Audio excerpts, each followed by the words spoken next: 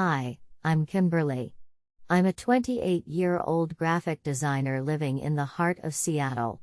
The city's skyline always makes me feel small, but that wasn't the only thing dwarfing me during that stormy season of my life. I never thought I'd find myself caught in a web of deception, but there I was, blinded by love, my heart heavy with betrayal. I want to share my story of heartbreak and revenge, but honestly, it's still hard for me to unpack all of it. It feels like I'm pulling at threads of a tapestry I thought had been woven with honesty, only to discover they were nothing but frayed lies. At the center of this story is Ryan, my ex-boyfriend, who at first seemed perfect. He was charming, funny, and had that electric smile that made my heart skip a beat. We met at a local coffee shop, where instead of my usual black coffee, I ordered a caramel macchiato on a whim, a decision that changed the course of my life. Ryan was everything I thought I wanted: ambitious, intelligent, and always ready with a witty quip to lighten the mood. I let my guard down as he skillfully navigated through my trust and insecurities, wrapping me in a cocoon of his affection. Little did I know, I was spiraling deep into a relationship built on manipulation and deceit. Then there was Jessica, my best friend since childhood. We swore we would always have each other's backs, through thick and thin. But as fate would have it, she became a pivotal character in this twisted tale, and not in the way I had ever imagined. I never thought I'd feel the sting of betrayal from her, a friend who knew my deepest secrets and insecurities, yet became unwittingly entangled in a plot that would ultimately break my heart. As I sit here, reminiscing about those harrowing days, I can still feel the weight of the betrayal pressing down on me like a lead blanket. The city lights flicker outside my window, but they pale in comparison to the fire that ignited within me. It's a fire fueled by anger and a desire for justice, a commitment to reclaim my narrative when I learned that the people I trusted the most were nothing but puppeteers in a cruel game. This is not a story of petty grievances or misunderstandings. No, this is a tale of betrayal so deep that it left scars on my heart and unmoored my trust in the very fabric of my life. The first cracks in my seemingly perfect world appeared one evening when I noticed Ryan behaving differently. He would receive late-night messages, his eyes darting away when I entered the room, as if I was a detective who might expose a hidden crime. I chalked it up to stress from work. He was ambitious, after all, always chasing some elusive promotion. But the nagging feeling in my stomach grew heavier with each passing day. Then one fateful Saturday afternoon, while cleaning out the clutter of my apartment, I stumbled upon a small envelope tucked away in a drawer. It was addressed to Ryan but had no return address. My heart raced as I opened it, revealing a neatly folded card that carried the unmistakable scent of perfume. As I read the words scrawled in elegant handwriting, my world shattered. It was a love letter, one that spoke of passion, longing, and secrets. It was from Jessica. The betrayal hit me like a punch to the gut. I had spent countless hours confiding in her about my dreams of a future with Ryan, sharing my fears and insecurities as I built a life with him, only to find out she had been orchestrating a different kind of symphony altogether. A sick feeling of disbelief washed over me. How could she? I felt my heart sink into a bottomless pit of anguish, confusion, and rage. How could my best friend, the one person I thought would never betray me, be complicit in the manipulation that was unraveling before my eyes? As the days rolled into weeks, I confronted Ryan. The look in his eyes shifted from surprise to guilt as he stammered apologies, trying to explain away his betrayal. It was a mistake, he pleaded. It didn't mean anything. But it did mean something. To me, it meant a lifetime of trust was being tossed aside like yesterday's trash. While Ryan was trying to justify his actions, I couldn't shake the image of Jessica's face, the one person I had let into my heart. I realized that the very foundation of our friendship was built on a lie.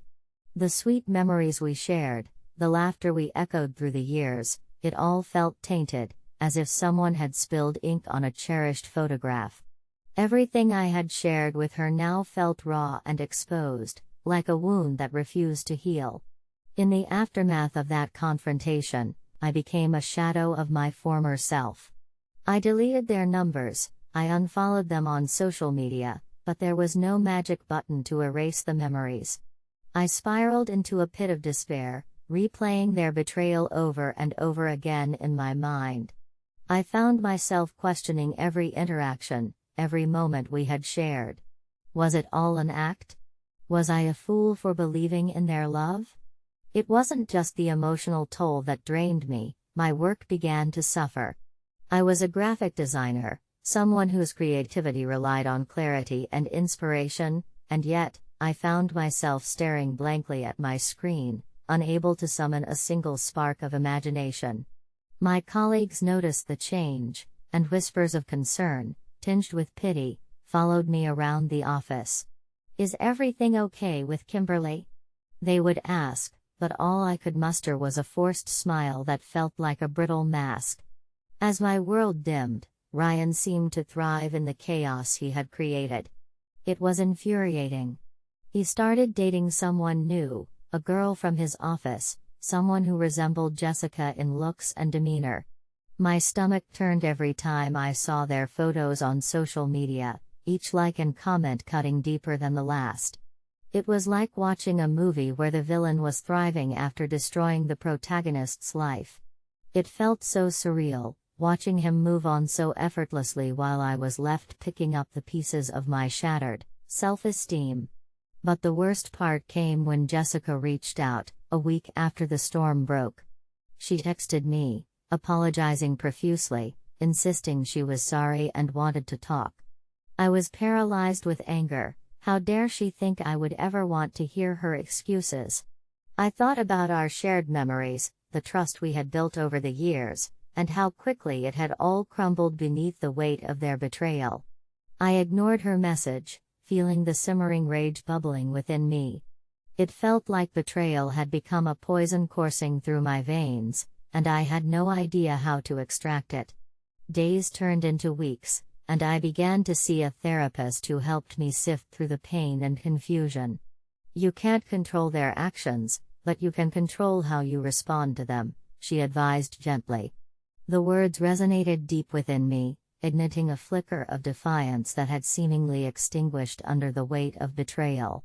For the first time since everything unraveled, I felt an ember of determination kindling in my chest. The turning point came late one night while I was scrolling through social media, seeking solace in the digital noise of the outside world. I stumbled upon a photo of Ryan and his new girlfriend, faces illuminated by a golden sunset, as they shared a kiss that felt like a knife twisting in my heart. In that moment, something inside me snapped. I was done being a victim of their lies. I was done wallowing in a pit of despair. It was time for me to reclaim my power. I thought back to everything. A flood of memories washed over me, filled with his sweet words and her laughter, and I felt this burning need for justice. They thought they could shatter me, but they had underestimated my resolve. That night, I realized I could turn this pain into something greater. Instead of allowing betrayal to break me, I could let it fuel my fire. I spent the next few days channeling all that rage and hurt into a plan. I harnessed my skills as a graphic designer, creating a series of illustrations that reflected the turbulent emotions I had buried for too long. Each design became a cathartic outlet, a way for me to express the hurt, the betrayal, and ultimately, the empowerment I was beginning to feel. With every stroke of my pen, I felt lighter.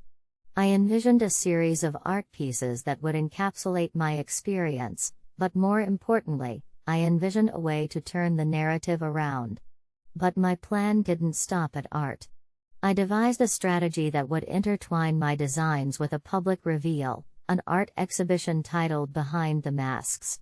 I decided to showcase my journey through these illustrations, from the joyful highs to the devastating lows, as a way of reclaiming the narrative they had stolen from me. I would let the world see how they had hurt me, but also how I had risen from the ashes of that pain.